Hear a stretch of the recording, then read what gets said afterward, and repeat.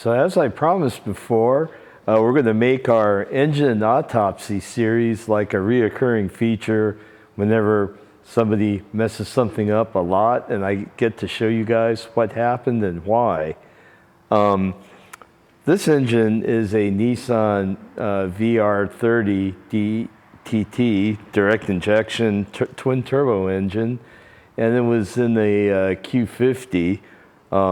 This is a pretty cool engine. It was really well built. The owner had all the full AMS bolt-ons.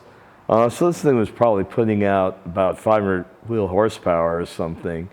And engine had fairly low miles, and he didn't drive it that much. But all of a sudden, he started hearing knocking noise out of the engine, and he wisely quit driving it and had it towed over here. So this engine had some unusual things. I mean, it has all the signs of classic low oil pressure failure, but it was a little unusual, so let's get into that.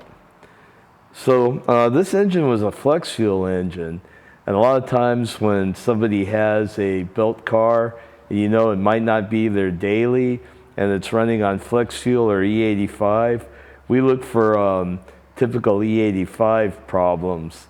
Like some of the stuff you might see is, like milkshaked oil. When you run E85, you have to have a more frequent oil change interval because E85, when it burns, 2/3 of the constituents of the combustion ends up being water. So E85 makes a lot more water than burning gas, and if you do short hop driving and things like that, a lot of the water is going to end up getting into your oil and making milkshake, which doesn't lubricate too well. And short hop driving, E85 also makes a lot of sticky, gross combustion byproducts that can stick rings, and that can lead to high oil consumption as well. So it can screw up your oil's ability to lubricate and cause high oil consumption. If you're really interested in a lot of details about this, watch our video on why E85 can sometimes suck. Other than that, like E85 is a great turbo fuel, and if you have a turbo engine and E85 is like crack for it, then it'll run hard. You just have to be careful that you don't short hop drive it all the time, and maybe run a tank of gas through every once in a while if you're running flex fuel, and change your oil more frequently. But when we looked at this engine, it didn't look like it had your typical E85 mess up. Like the oil in here was pretty clean, wasn't milkshaked. You look at the piston rings, they're really nice. None of them are stuck. The pistons look nice and everything too. Your typical E85 issues weren't a problem in this motor and did not cause a failure. So why did this engine die? Well, it's pretty classic, like low oil pressure, and it spun all the bearings in the entire engine. Like all the rod bearings spun, and even the main bearings spun. What's unusual is usually when you spin bearings, it burns everything up and leaves a big mess. Like the journals usually turn black, and the crank usually will show evidence of extreme heating. And also the big end of the rods will be all discolored and black and show evidence of heating and distress. Usually if you run it very long, the rods will like completely fail and the rod will go out the side of the block. But as you can see in this engine, the rods are all fairly in good shape. Other than being spun. I mean, if you look at these bearings, wow, I mean, they're trashed. Like, they are so spun. Like, there's hardly any bearing material left. The bearings are all extruded, if there is. And even like the main bearings here, they're welded to the crank, and we'd have to knock it apart with a chisel. But there is no discoloration, so this is all evidence that there was a sudden loss of oil pressure, and all this just happened in a couple of seconds.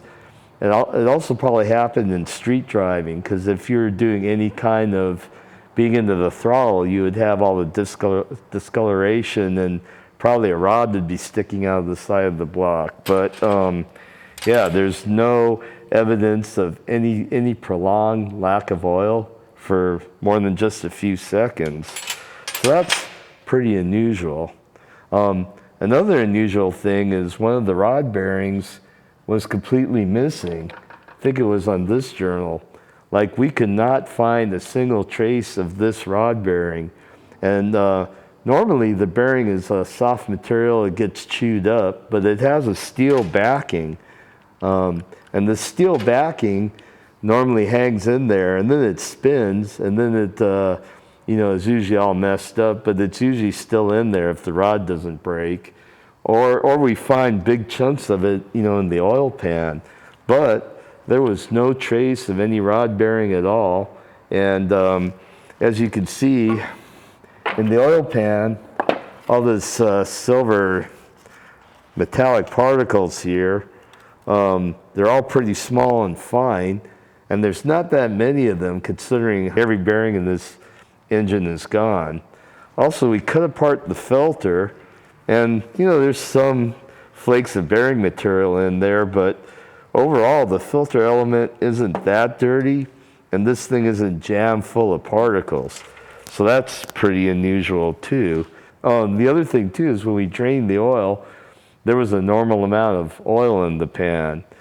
So we haven't talked to the owner yet, but I'm suspecting that either he heard the knocking, found that the oil level was low and topped off the oil level, or he went to some oil change place and they drained the oil and started it up and forgot to add oil, and then they went, oh crap, and added oil. I mean, I'm just kind of thinking, because this has like a really cheap generic STP oil filter, and generally somebody that owns a performance car isn't going to put a cheap oil filter in. They'll usually use something better, like a OEM filter or a K&N or a Mobil 1 or something, but this is like a really cheap generic filter, like typical of these Jiffy Lube kind of places. We haven't talked to the owner yet, but we'll probably ask him about that. The other thing is this engine doesn't show signs of excessive oil consumption. When you look at the pistons, like I said, the rings are nice and free, they're not stuck. The pistons don't show any sign of detonation stress. Every single ring pack is free. When you look at the rings themselves, you can see that the rings only have seating marks in half of the surface of the compression rings. So this means that the rings were perfectly fine. They were not worn out or anything. And also, you don't see any like blow-by staining on the sides of the pistons at all. Like when the rings start going on an engine, usually you see like a blackish, brownish stain past the rings, kind of streaking onto the skirts. But I mean, there is no blow-by evidence at all in this piston. So this engine was healthy right up to the moment it wasn't. And these rings are seating, and they weren't consuming oil. Also, the oil rings are nice and free. And, like the skirts don't really show any extreme wear. Like the coating was there. Maybe some of them show some wear, but that was probably as the engine was coming apart and things started shaking around and started scuffing more. But it looks like it was short-term scuffing that happened in the short amount of time, not long-term. And the coating was kind of doing the job, like soaking up the damage so the cylinder walls wouldn't be damaged. When you look at the block, the cylinder walls are fine, and the block can be reused. The cylinder walls have some scratches from all the particles flying around, but we do a minimum overbore. It'll clean all that right up. When you look at the upper pan, there's like a lot of bearing particles, but no big chunks, so that's kind of mysterious there. I mean, anytime you you see, the bearings wasted like this, there's usually more evidence of the damage around. The crank is wasted. I mean, this thing is scored and all eaten up. We can't, I probably wouldn't recommend grinding it and running an oversized bearing. I mean, this crank is seeing a lot of abuse, which is unfortunate because this is a four-wheel drive model of a Q50, so the crank costs about twice as much as the rear-wheel drive version. Unfortunate, but this crank is probably wasted. When you look at the cams, usually the cam lobes are one of the first things to show evidence of low oil pressure, but the lobes are all fine. There's some real light scoring on the journals, but that could be all Scotch-Brighted out. It's nothing serious. So the cams are okay. You look at the cam journals on the heads, they're surprisingly hardly even scored at all, so that's fine. The cam followers, this is Nissan's DLC coded stuff, they're all fine. So all that can be reused. One thing you want to be aware of, though, is anytime you have this much metal go through a modern engine, there's probably metal particles all jammed up in the VTC mechanism, the variable timing control. So all the variable timing things are wasted.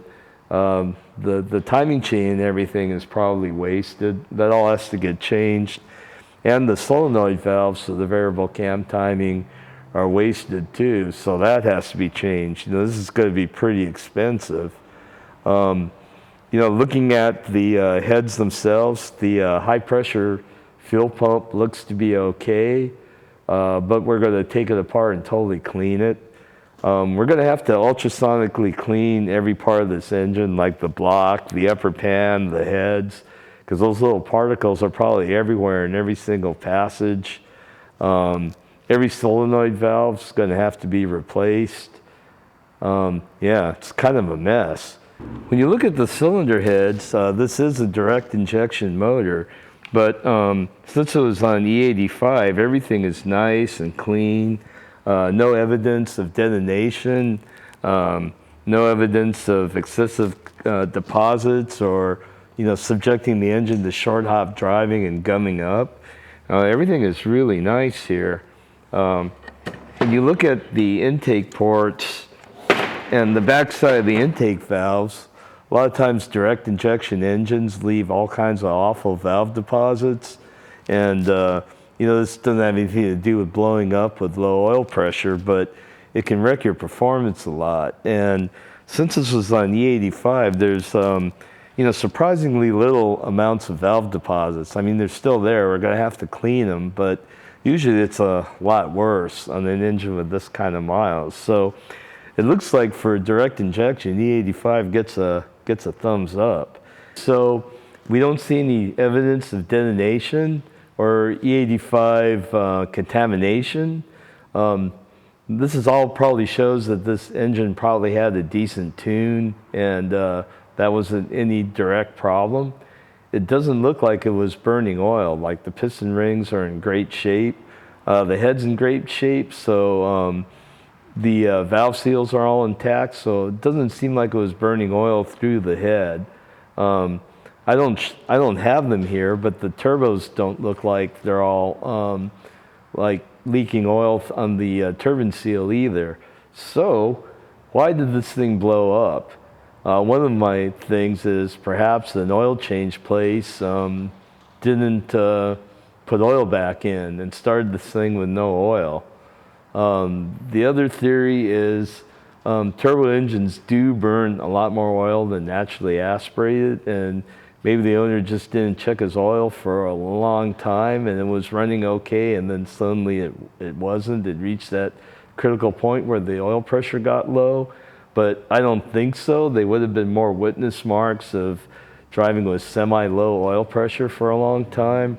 So I dug in a little bit more. This engine has some interesting oil pump technology. It has a variable displacement oil pump. And the reason why Nissan did this is for fuel economy. They have the oil pump having very little volume and at points of low demand, like maybe idle and cruising. This is when the pump's not having to pump a lot of oil. There's less friction to turn the pump and less power loss. This makes for better fuel economy. I mean, this is a pretty elaborate pump, so it must be sort of significant, or I doubt Nissan would have wanted to increase the cost of the car a lot by adding this pump. This pump is very complicated. This pump is also, by the way it's designed, is pretty susceptible to any kind of grit or contamination and jamming. And I think that's what might have happened here. The way the pump works is it's kind of like an AC pump. It's not a gear rotor pump like that's typical in most cars. It has vanes with a rotating wheel in the middle of another wheel, and just like an AC pump or a power steering pump. And the way it varies the amount of oil volume is there's a solenoid valve on the side of the block that sends oil pressure to this piston here. And this piston can move the outer ring of the pump in and out, which changes the volume. Like if I put a screwdriver here, you can kind of see how it works to change the volume. Now, when I first took this pump apart, the piston was stuck. And I wasn't sure if it was stuck due to some kind of issue, or was it, like damaged by all the debris that went through it. I'm not sure, but it was stuck, so that means the variable function wasn't working.